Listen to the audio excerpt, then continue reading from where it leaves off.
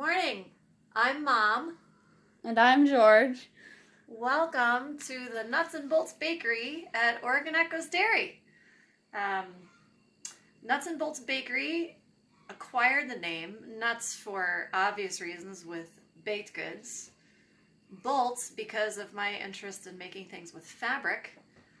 Right now the bakery is mainly for friends who order specific items from me on occasion.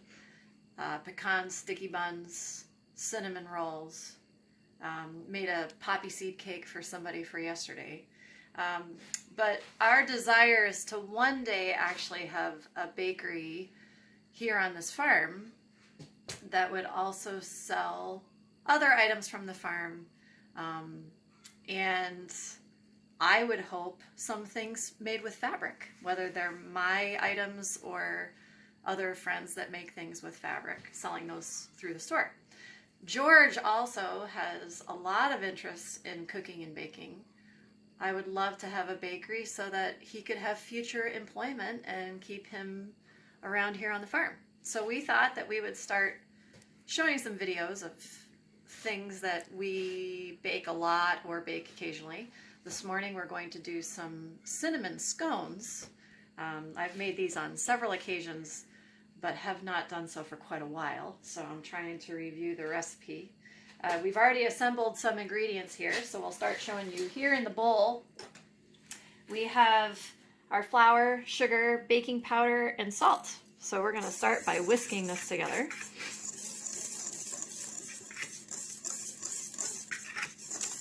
And to that, we're going to add a couple of beaten eggs. We have some milk in here and also some vanilla. There are a couple different ways that you could do this recipe. For this, I'm simplifying and using something they're cinnamon chips, but there are cinnamon flavor bites, apparently, that you would actually soak in the milk first for about 30 minutes. Because I'm not using that, I don't need to soak the chips. So I've just put the eggs, the milk, and the vanilla together. So we're going to, I made a mistake. The thing that we're going to do first is cut in some butter.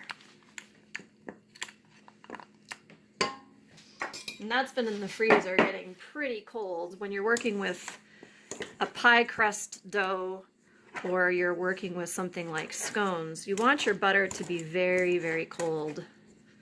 So we're going to blend this in using a pastry cutter. Alright, so we've gotten the butter cut into the flour mixture. So now we can add in our eggs, milk, and vanilla.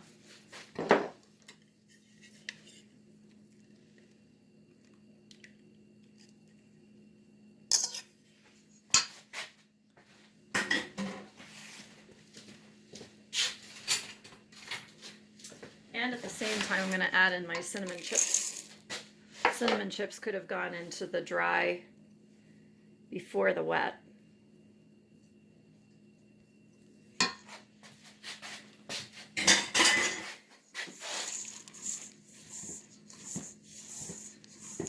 And this should create a pretty moist dough. I actually have a little bit more milk sitting here in case this is too dry.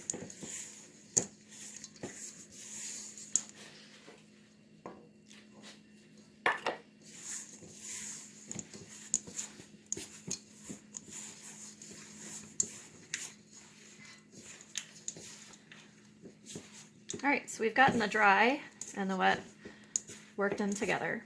We're going to transfer this over to the pastry mat that's been well floured. Because we have to work with this dough a little bit and you don't want it sticking to the pastry mat.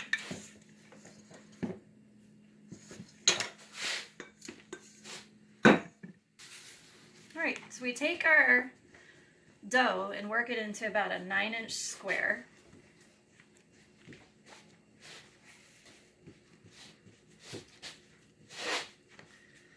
And once we have our square, I'm going to take a butter, brown sugar, and cinnamon mixture. Apparently there is a product out there. It's called Baker's Cinnamon Filling. I've never used that before. Haven't even really looked for it because the recipe does provide a substitute, which is the 5 tablespoons of soft butter mixed with 3/4 cup of brown sugar and then a couple tablespoons of cinnamon. So what we do is we take that filling then and spread that onto the thing about these scones too. You can cut them basically any size you wish. You can make 12 large ones.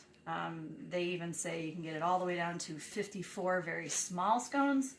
I've never gone that small.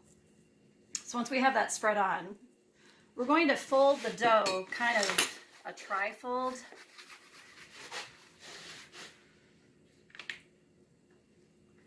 Like you would fold a business letter.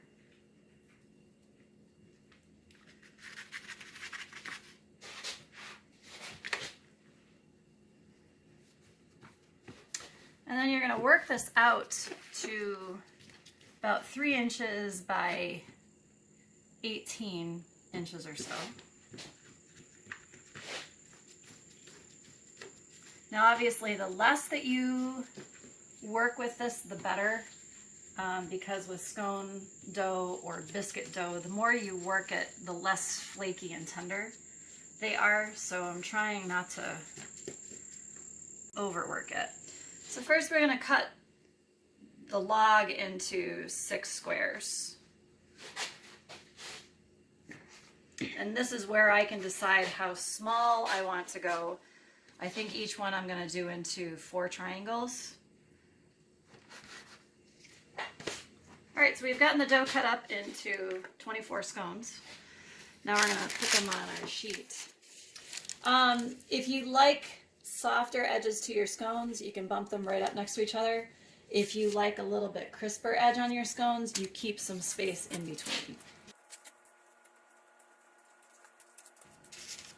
Now what we actually do with this, the recipe recommends that for the highest rise, and I think the flakiest scone, we're actually going to put these into the freezer for about 30 minutes. So I'll take care of doing that and then we'll be back to throw them in the oven. But we're going to pop these in the oven. Oven is already preheated to 425.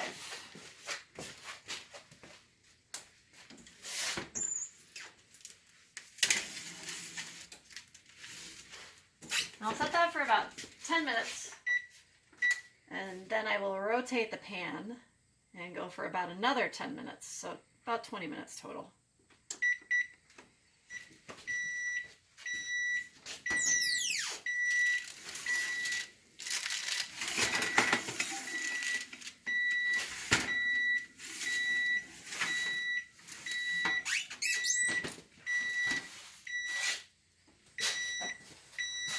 Alright, we're going to take them out. So we're going to let these cool for a little bit, and then I'm going to glaze them with some powdered sugar, water, cinnamon mixed together.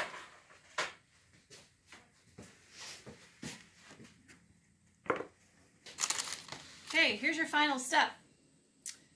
Separate your scones and then dip down into the glaze. You can now time for the eating. Go ahead. Have a scone, Hank. Tell us what you think, Hank. What do you think, Lydia?